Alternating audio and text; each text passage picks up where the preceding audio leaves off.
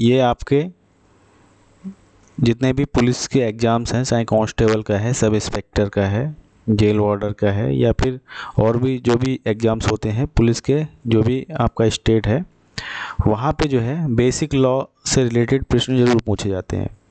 तो इसी टॉपिक पे आज 50 से ज़्यादा प्रश्न देखेंगे। भारतीय दंड विधान एवं दंड प्रक्रिया संहिता, ये हमारा टॉपिक रहेगा। तो फटाफट देख लेते हैं। देखिए पहला प्रश्न आपकी स्क्रीन पे है ही। भारतीय दंड संहिता की धारा 24 के अनुसार यदि कोई व्यक्ति किसी एक व्यक्ति को गलत तरीके से लाभ पहुंचाने या किसी अन्य व्यक्ति को गलत तरीके से हानि पहुंचाने के इरादे से कुछ भी करता है तो उसे किस इरादे से करना कहा जाएगा? अनुमोदन के, संज्ञान के, बेईमानी के या कलह के?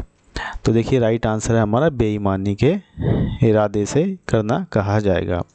देख लेते हैं दूसरा नंबर प्रश्न। देखिए प्रश्न संख्या 2 है। भारतीय संविधान के प्रस्तावना में समाजवादी, पंथ निरपेक्ष और अखंडता को जोड़ा गया है। कब जोड़ा गया है? 25वें संविधान संशोधन, 36वें संविधान संशोधन, 44वें संविधान संशोधन या 42वें संविधान संशोधन? तो राइट आंसर हमारा डी है, 42वां संविधान संशोधन द्वारा जो है समाजवादी, पंथ निरपेक्ष और अखंडता को जोड़ा गया है। देख लेते हैं अगला प्रश्न।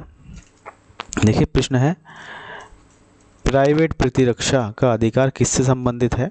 शरीर से, संपत्ति से, शरीर व संपत्ति दोनों से या उपरोक्त में से कोई नहीं? तो राइट आंसर है सी, शरीर व संपत्ति दोनों से प्राइवेट प्रतिरक्षा जुड़ी हुई है। देख लेते हैं अगला प्रश्न। देखिए प्रश्न संख्या 4। भारतीय दंड संहिता यानी कि आईपीसी की धारा 53 किस विषय से संबंधित है? आपराधिक साजिश, बहकाव, सामान्य अपवाद या दंड? तो ये हमारे 4 ऑप्शन हैं। राइट आंसर देख लेते हैं। राइट आंसर है डी, ये दंड से संबंधित है। भारतीय दंड संहिता आईपीसी की धारा 53 जो है दंड से संबंधित है। देखिएगा 5 नंबर प्रश्न को। देखिए प्रश्न है, भारतीय दंड संहिता यानी कि आईपीसी की धारा 405 से 409 किस विषय से संबंध रखती है? आपराधिक न्याय भंग, शरारत, जबरन वसूली या छल? तो देखिए राइट आंसर है हमारा आपराधिक न्याय भंग जो है इस धारा के अंतर्गत आते हैं, 405 से 409 तक। देखिए अगला प्रश्न है हमारा, दंड प्रक्रिया की संहिता यानी कि आईपीसी धारा 154 के अधीन प्रथम सूचना रिपोर्ट संबंधित है असंज्ञेय अपराध से, केवल संज्ञेय अपराध से, असंज्ञेय अथवा संज्ञेय अपराध दोनों से या उपरोक्त में से कोई नहीं? तो देखिए राइट आंसर हमारा 6 नंबर प्रश्न का है बी, केवल संज्ञेय अपराध यानी कि जो भी ज्ञात अपराध हैं वो आईपीसी की धारा 154 के अंतर्गत एफआईआर करी जाती है। देखिए अगला प्रश्न, प्रश्न संख्या 7। देखिए आईपीसी की धारा 376 नीचे दिए गए विकल्पों में से किससे संबंध रखती है? दहेज मृत्यु, रेप, हत्या, कन्या भ्रूण हत्या? तो देखिए 7 नंबर प्रश्न में राइट आंसर है रेप। आईपीसी की धारा जो है 376 रेप से संबंधित है। देखिए 8 नंबर प्रश्न को। देखिए भारतीय दंड संहिता 415 से 420 का संबंध किससे है? शरारत, आपराधिक विश्वासभंग, धोखाधड़ी या जबरन वसूली? तो देखिए राइट आंसर है हमारा धोखाधड़ी से संबंधित है। देखिए 420 का मतलब ही धोखाधड़ी है। 420 एक जनरल लैंग्वेज में है, आम बोलचाल में भी कहते हैं 420, तो ये धोखाधड़ी से संबंधित है 415 से 420 तक। देख लेते हैं अगला प्रश्न को। देखिए प्रश्न है, भारतीय दंड संहिता यानी कि आईपीसी के संदर्भ में निम्नलिखित में से कौन सा वक्तव्य सही है? आपको सही वक्तव्य बताना है। 2 वक्तव्य यहाँ पे दिए गए हैं। देखिए पहला है, आईपीसी की एक धारा ये कहती है कि किसी अपराध करने के लिए केवल राजी हो जाना ही अभियुक्त को दंड देने के लिए पर्याप्त है। दूसरा हमारा विकल्प क्या कह रहा है? आईपीसी की एक धारा ये कहती है कि आत्महत्या की कोशिश एक अपराध है। तो देखिए 4 ऑप्शन यहाँ पे दिए गए हैं, केवल एक सही है, ए और बी दोनों गलत हैं, ए और बी दोनों सही हैं, या केवल बी कथन सही है? तो देखिए 9 नंबर प्रश्न में सी ऑप्शन सही है, ए और बी दोनों कथन जो है वो सही है। देखिए अगला प्रश्न देखिए, आईपीसी के किस अनुभाग में यह कहा गया है कि सजा की शर्तों के अंश में जीवन के लिए कारावास को 20 साल के लिए कारावास के बराबर माना जाएगा? धारा 57, 63, 51 या 47? तो देखिए 10 नंबर प्रश्न में राइट आंसर है ए ऑप्शन हमारा करेक्ट हो जाता है यहाँ पे। अब देखते हैं अगले प्रश्न को। देखिए प्रश्न संख्या है 11। देखिए दहेज लेना एवं देना किस विधि के अंतर्गत अपराध है? दहेज प्रतिनिषेध अधिनियम 1961, घरेलू हिंसा अधिनियम, भारतीय दंड संहिता या उपरोक्त में से कोई नहीं? 11 नंबर प्रश्न में हमारा राइट आंसर है दहेज प्रतिषेध अधिनियम 1961 के अंतर्गत दहेज लेना और देना जो है अपराध माना गया है। प्रश्न संख्या 12 को देखिए। देखिए प्रश्न संख्या 12 है, आईपीसी की धारा 307 का संबंध इनमें से किससे है? 307 जो है किससे रिलेटेड है? खतरनाक हथियारों का उपयोग कर स्वेच्छा से चोट पहुंचाना, हत्या का प्रयास, अप्राकृतिक अपराध, अनुचित निरोध एवं अनुचित बंधन। ये आपका 12 नंबर प्रश्न है। राइट आंसर हमारा बी सही हो जाता है। हत्या का प्रयास जो है 307 के अंतर्गत आता है। देखिए अगला प्रश्न देख लेते हैं। देखिए इनमें से अपराध के मूलभूत तत्व कौन से हैं? आपराधिक इरादा, इंसान द्वारा किए गया कोई अवैध कार्य या चूक, किसी अन्य व्यक्ति के शरीर, मन, प्रतिष्ठा या संपत्ति को चोट पहुंचाना। तो देखिए राइट आंसर है 13 नंबर प्रश्न में ए ऑप्शन सही है, यानी कि ये चारों जो हैं आपराधिक प्रवृत्ति में मूलभूत तत्व के रूप में सम्मिलित किए गए हैं। देख लेते हैं अगला प्रश्न को। प्रश्न संख्या है 14। आईपीसी की किस धारा में संज्ञेय अपराधों के लिए किए जाने से रोकने के लिए गिरफ्तारी का अधिकार पुलिस को प्रदत्त है? यानी कि कोई भी अपराध का संज्ञेय होता है, यानी कि संज्ञेय में आता है पुलिस के, तो वो जो है उसे रोकने के लिए उस व्यक्ति की गिरफ्तारी कर सकती है। धारा 151, धारा 161, 165, 157 ये आपके ऑप्शन है। राइट आंसर आपका है 151 के अंतर्गत जो है ये कार्य कर सकते हैं। 15 नंबर प्रश्न को देखो। देखिए भारतीय दंड संहिता की धारा 344 के विषय में है। क्या सही है? 377 के विषय में है। यहाँ पे धारा 377 लिखा है। धारा 377 के विषय में क्या सही है? सदोष अवरोध तथा सदोष परिरोध, अप्राकृतिक अपराध, हत्या का प्रयास, खतरनाक हथियारों का उपयोग कर स्वेच्छा से। 15 नंबर प्रश्न में बी ऑप्शन सही है। अप्राकृतिक अपराध जो है इसके अंतर्गत सही ऑप्शन है। देखिए अगला प्रश्न 16 नंबर प्रश्न है। आईपीसी की धारा 304 बी के अंतर्गत दहेज मौत के लिए जिम्मेदार व्यक्ति के लिए न्यूनतम कितने वर्ष की सज़ा का प्रावधान है? 3, 7, 5, 12। तो 16 नंबर प्रश्न में बी सही है, 7 वर्ष का प्रावधान है। देखिए 17 नंबर प्रश्न को। आईपीसी की धारा 2X के अनुसार वारंट मामला वह होता है जो ऐसे अपराध से संबंधित होता है जिनकी सज़ा मृत्युदंड, आजीवन कारावास अथवा डैश वर्षों से अधिक अवधि का कारावास हो सकती है। तो देखिए 17 नंबर प्रश्न में राइट आंसर है बी, यानी कि बी ऑप्शन यहाँ पे भरिए तो आपका ये प्रश्न पूरा कंप्लीट हो जाएगा। यहाँ पे भरने से आपका प्रश्न पूरा कंप्लीट हो जाएगा। 2 वर्षों से अधिक का कारावास हो सकता है। 18 नंबर प्रश्न देखिए। पैतृकता का निर्धारण अब किस किस द्वारा संभव है? रक्त जांच, डीएनए जांच, ब्रेन मैपिंग या इनमें से कोई नहीं? तो देखिए 18 नंबर प्रश्न में बी ऑप्शन सही है। डीएनए के सैंपल लिए जाते हैं और डीएनए की जांच होती है। तो ये मदर या फादर जो भी होता है तो उसका जो है पता डीएनए सैंपल्स से लग जाता है कि बच्चा किसका है। तो डीएनए सैंपल्स जो है ये काफ़ी मददगार होते हैं और डीएनए सैंपल से जो है 100% सही रिजल्ट आता है। तो डीएनए सैंपल से जो है पैतृकता का निर्धारण किया जा सकता है।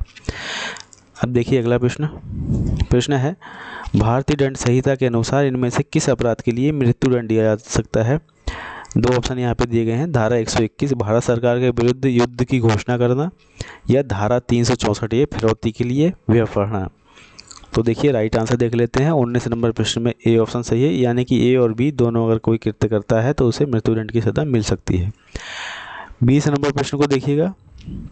देखिए, राम गुस्से में श्याम को मारने का प्रयास करता है। श्याम ऐसी स्थिति में प्राइवेट प्रतिरक्षा के अधिकार आईपीसी की किस धारा में होगा? देखिए, अगर राम जो है श्याम को मारने का प्रयास करता है तो श्याम को अधिकार होगा आईपीसी की धारा के अंतर्गत कि वो अपनी रक्षा करे। 97, 98, 100 या 96 ये आपके ऑप्शन है। तो 20 नंबर प्रश्न में आपका राइट आंसर है ए। 97 के अंतर्गत जो है वो अपने जो है बचाव कर सकता है। देखिए 21 नंबर प्रश्न को। देखिए, पुलिस अभिरक्षा में होते हुए अभियुक्त आ ने एक मजिस्ट्रेट के समक्ष स्वीकृति की। साक्ष्य अधिनियम 1872 की किस धारा के अनुसार ये स्वीकृति उसके विरुद्ध साबित की जा सकती है? तो 21 नंबर प्रश्न में आपका ए ऑप्शन सही है, धारा 26 के अनुसार। 22 नंबर प्रश्न को देखो। भारतीय दंड संहिता की धारा 375 और 76 के विषय में क्या सही है? तो 22 नंबर प्रश्न में आपका बी ऑप्शन सही है। बलात्कार सहित दूसरे यौन अपराध जो हैं 375 और 76 के अंतर्गत आते हैं। तो ये जो है काफ़ी इंपॉर्टेंट प्रश्न है। 375, 76 बलात्कार सहित दूसरे यौन अपराध जो है इसके अंतर्गत आते हैं। देखिएगा 23 नंबर प्रश्न को। प्रश्न है, देखिए, राम ने अपराध किया जिसके लिए उसे 40 का जुर्माना देना पड़ा, लेकिन वह इस राशि का भुगतान नहीं कर सका। फिर आईपीसी की धारा 67 के अनुसार उसे भुगतान ना करने के लिए कितने महीने तक कैद किया जा सकता है? तो 23 नंबर प्रश्न का आपका सी ऑप्शन सही है, यानी कि 2 महीने उसे सज़ा हो सकती है। तो अब देखिए 24 नंबर प्रश्न को। देखिए, राज्यसभा ने 8 अगस्त 2016 को मानसिक स्वास्थ्य सेवा विधेयक को पारित करके कौन से कृत्य को अपराध श्रेणी से अलग कर दिया? 24 नंबर प्रश्न में है बी, आत्महत्या के प्रयास का अपराध। 25 नंबर प्रश्न को देखिए। भारतीय दंड संहिता का कौन सा अपराध वातावरण को स्वास्थ्य के लिए हानिकारक बनाने के लिए जुर्माने से संबंधित है? तो देखिए 25 नंबर प्रश्न में आपका ए ऑप्शन सही है, अध्याय 14। 26 नंबर प्रश्न को देखो। किस मामले में सुप्रीम कोर्ट ने आईपीसी की धारा 303 को रद्द कर दिया, जिसके अनुसार एक आजीवन कैदी द्वारा की गई हत्या के लिए उसे अनिवार्य मृत्युदंड दिया जाना चाहिए? तो 26 नंबर प्रश्न का आपका बी ऑप्शन सही है, मिट्ठू बनाम पंजाब राज्य। 27 नंबर प्रश्न को देखो। अपराध अन्वेषण में डीएनए टेस्ट क्या सिद्ध करता है? तो 27 नंबर प्रश्न का हमारा राइट आंसर है सी, जैविक साक्ष्यों से संबंधित अपराधी की पहचान जो है डीएनए द्वारा की जाती है। देख लेते हैं 28 नंबर प्रश्न को। जब लोग सार्वजनिक स्थान पर लड़ते हैं और सार्वजनिक शांति को भंग करते हैं तो उसे बलवा करना कहा जाता है। तो कोई भी अगर व्यक्ति सार्वजनिक स्थान पर लड़ाई झगड़ा करता है तो उसे बलवा कहा जाता है। और ये जो है कितने लोगों के इकट्ठे होने की स्थिति में बलवा कहा जाएगा? 3, 4, 5 या 2? तो देखिए राइट आंसर है 28 नंबर प्रश्न का सी ऑप्शन सही है। 5 लोग से ज़्यादा हैं तो वो बलवा कहा जाएगा। 29 नंबर प्रश्न को देखो।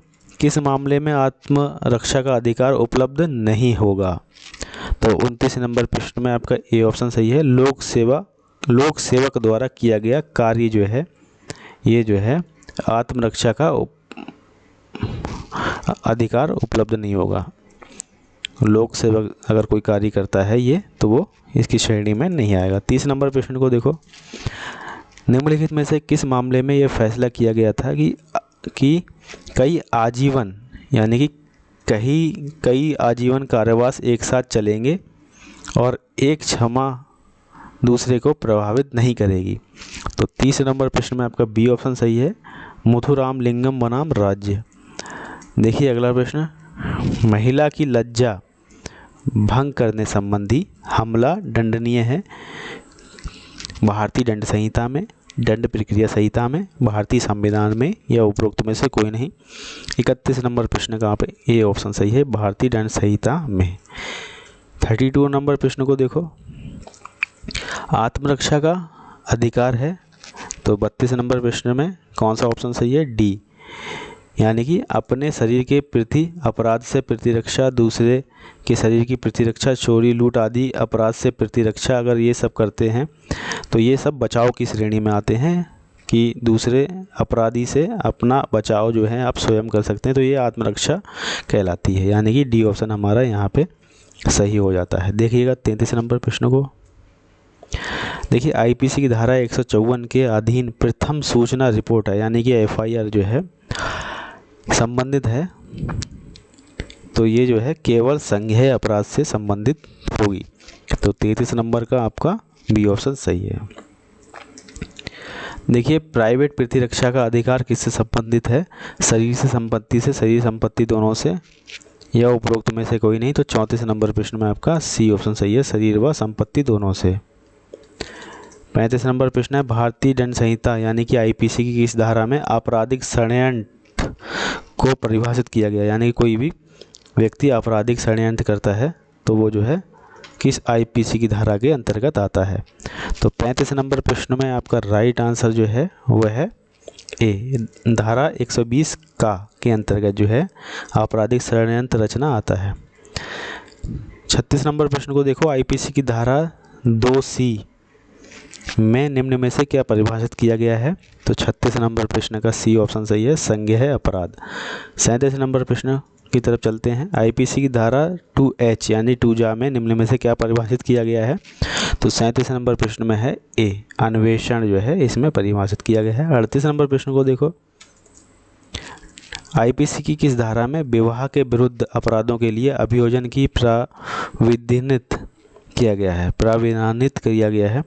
तो 38 नंबर प्रश्न का आपका राइट आंसर है सी, धारा 198 में। 39 नंबर प्रश्न को देखो, निम्न में से सत्य कथन चुनिए। तो सत्य कथन आपका कौन सा है 39 नंबर का? तो यहाँ पे सी सही है, उपरोक्त दोनों। यानी कि संज्ञेय अपराध में ऐसे अपराध अभिप्रेत हैं जिनसे पुलिस अधिकारी बिना वारंट के गिरफ्तारी कर सकता है। उच्च न्यायालय से अभिप्रेत है कि किसी राज्य के संबंध में उस राज्य का उच्च न्यायालय। तो ये दोनों जो है ऑप्शन सही हैं, इसीलिए यहाँ पे सी ऑप्शन सही है। देखिएगा 40 नंबर प्रश्न को। 40 नंबर प्रश्न कह रहा है आईपीसी की किस धारा में ये प्राविधानित है कि पुलिस अधिकारी के अन्वेषण के दौरान किया गया कोई भी कथन यदि लेखबद्ध किया जाता है तो वह कथन करने वाले व्यक्ति द्वारा हस्ताक्षरित नहीं किया जाएगा। तो 40 नंबर प्रश्न को जो राइट आंसर है वह है बी, 162, धारा 162। 41 नंबर प्रश्न को देखो, 41 नंबर प्रश्न। देखिए अपराधी द्वारा कारित अपराध संज्ञेय है अथवा असंज्ञेय है, जमानती है या गैर जमानती है। इसका निर्धारण निम्न में से उल्लेखित प्रावधान में होता है। किस में होता है? 4 ऑप्शन है, भारतीय दंड संहिता, साक्ष्य अधिनियम, पुलिस रेगुलेशन या दंड प्रक्रिया संहिता। तो आपके 41 नंबर प्रश्न को देख लेते हैं। तो डी ऑप्शन यहाँ पे सही। दंड प्रक्रिया संहिता के अंतर्गत ये देखा जाता है कि जो भी अपराधी है उसका अपराध संज्ञेय है, असंज्ञेय है, गैर जमानती है, जमानती है, तो वो सब जो है इसके अंतर्गत आता है। 42 नंबर प्रश्न को देखिए, आईपीसी किस धारा में दंगा परिभाषित किया गया है? तो 42 नंबर प्रश्न का आपका ए ऑप्शन सही है, धारा 159 जो है वो दंगा इसमें प्रभावित किया गया है, ए ऑप्शन सही। 43 नंबर प्रश्न को देखो। देखिए 43 नंबर प्रश्न क्या कह रहा है? देखिए छल की सज़ा का संबंध निम्न में से आईपीसी की किस धारा में है? तो 43 नंबर प्रश्न में है बी, 417 नंबर धारा जो है छल की सज़ा के संबंध में है। 44 नंबर प्रश्न आपकी स्क्रीन पे है। आईपीसी की धारा भारतीय संविधान की धारा 14 व 21 के अधीन असंवैधानिक करार की गई है। तो कौन सी धारा जो है असंवैधानिक करार की गई है? 44 नंबर प्रश्न है, बी ऑप्शन सही है, धारा 303 जो है आईपीसी की धारा को भारतीय संविधान की धारा 14 व 21 के अंतर्गत जो है असंवैधानिक करार किया गया है। 45 नंबर प्रश्न को देखो, आत्महत्या के लिए दुष्प्रेरण की सजा का प्रावधान आईपीसी की किस धारा के अंतर्गत है? 45 नंबर प्रश्न का ए ऑप्शन सही है, 306। 46 नंबर प्रश्न को देखो, आईपीसी की धारा ए के अंतर्गत निम्न में से कौन अपने माता पिता के भरण पोषण के लिए जिम्मेदार है यदि माता पिता स्वयं अपना भरण पोषण नहीं कर पाते हैं। यानी माँ बाप जो है अपना पालन पोषण जो है स्वयं नहीं कर पा रहे हैं, तो उस स्थिति में उसका भरण पोषण जो है धारा 121 ए के अंतर्गत कौन करेगा? केवल पुत्र, केवल पुत्री, पुत्र पुत्री दोनों, या इनमें से कोई नहीं। तो 46 नंबर प्रश्न में आपका राइट आंसर है सी, पुत्र और पुत्री दोनों को करना पड़ेगा अगर माता पिता अपना भरण पोषण नहीं कर पा रहे हैं तो। 47 नंबर प्रश्न को देखो, आईपीसी की किस धारा में विधि विरुद्ध जमाव यानी कि अनलॉफुल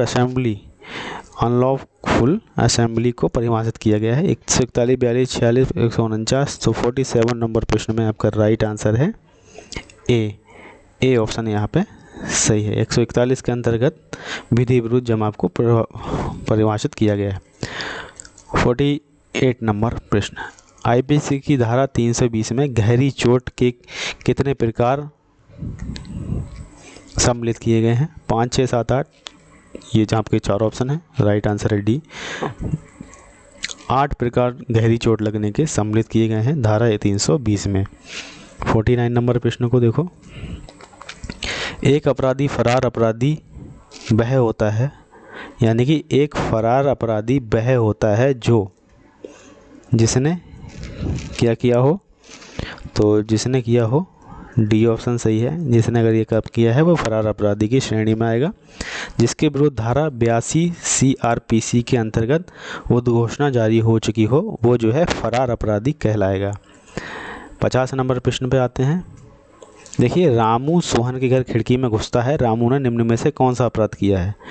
देखिए, रामू जो है अब सोहन की खिड़की के रास्ते उसके घर में चला जाता है, तो रामू जो है कौन सा अपराध कर रहा है?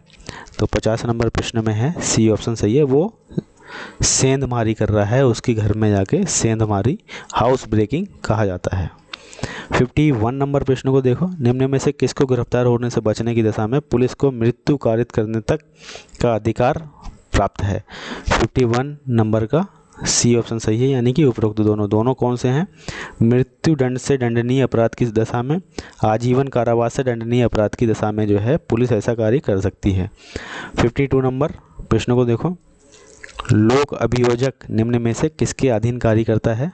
तो 52 नंबर प्रश्न में सी ऑप्शन सही है, सी ऑप्शन यहाँ पे सही है, डीजी प्रोसिक्यूशन। 53 नंबर के प्रश्न को देखिए संक्षिप्त विचारण यानी कि समरी ट्रायल में कितनी अवधि के लिए अधिकतम कारावास की सज़ा दी जा सकती है? तो 53 नंबर प्रश्न में ए ऑप्शन सही है, 3 माह से अधिक की सज़ा नहीं दी जा सकती है। 54 नंबर प्रश्न को देखिए, अन्वेषण के दौरान झूठ पकड़ने के लिए निम्न में से किसका प्रयोग किया जाता है? Narco test, brain mapping test, polygraph test या उपरोक्त सभी? 54 नंबर प्रश्न का डी ऑप्शन सही है, यानी कि झूठ पकड़ने के लिए आपका नार्को टेस्ट, ब्रेन मैपिंग और पॉलीग्राफ टेस्ट ये सब हो सकते हैं। 55 नंबर प्रश्न, पसीना जैविक साक्ष्य के रूप में किस जांच में स्वीकार किया जाता है? रक्त जांच, DNA जांच, लाई डिटेक्टर जांच या उपरोक्त में से कोई नहीं। राइट आंसर है आपका बी ऑप्शन यहाँ पे करेक्ट है, DNA। देखिए, DNA सैंपल के रूप में पसीना इस्तेमाल किया जा सकता है। तो फ्रेंड्स, आपके जो भी पुलिस के एग्ज़ाम्स हैं उसमें ये टॉपिक काफ़ी महत्वपूर्ण रहेगा, क्योंकि ये जो है धाराओं से संबंधित प्रश्न उसमें आएंगे, चाहे आपका कांस्टेबल हो, चाहे आपका सब इंस्पेक्टर हो, कोई सी भी स्टेट का आपका एग्ज़ाम हो, यूपी, बिहार या और कोई भी एक स्टेट हो, तो उसमें ये प्रश्न आपके महत्वपूर्ण भूमिका निभाएंगे। 50 से ज़्यादा प्रश्न इस वीडियो में मैंने कराए, फटाफट आपको कराए। देखिए, मॉक टेस्ट जो है हर एक एग्ज़ाम के लिए बहुत ही ज़्यादा महत्वपूर्ण और महत्व रखता है। देखिए, आप बुक से पढ़ते हैं, काफ़ी ज़्यादा पढ़ते रहते हैं, लेकिन जो है हमारा प्रारूप ऐसा है बना हुआ एग्ज़ाम्स का कि उसमें मॉक टेस्ट ही के थ्रू क्वेश्चन आते हैं। तो देखिए, तो ज़्यादा से ज़्यादा मॉक टेस्ट आपको हल करने हैं, और जिससे कि आपको मदद मिलेगी एग्ज़ाम्स में। तो मॉक टेस्ट ज़्यादा से ज़्यादा किया कीजिए, और अगर अच्छा लगा हो तो लाइक कर सकते हैं, और हमसे जुड़ना चाहते हैं तो चैनल को सब्सक्राइब कर सकते हैं। बहुत बहुत धन्यवाद, आपका समय बहुमूल्य है, इसका सदा सदुपयोग करें। बहुत बहुत धन्यवाद, मिलते हैं फिर किसी नेक्स्ट वीडियो में।